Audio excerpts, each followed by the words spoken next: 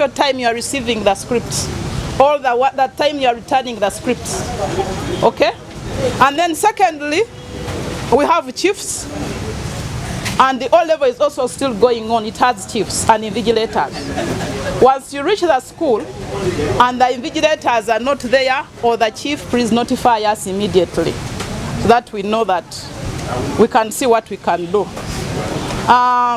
The next is that we have noticed, and some of you have raised the issues, that there are papers that are coinciding for some learners.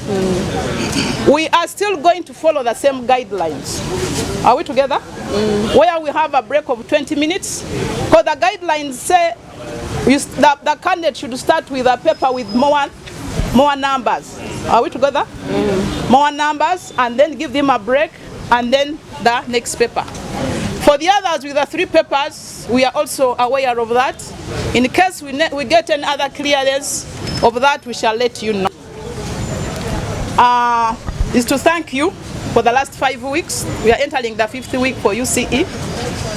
The timely coming to bring back the scripts and even taking the question papers. But when you are getting these files, make sure you write in the actual time. Are we together?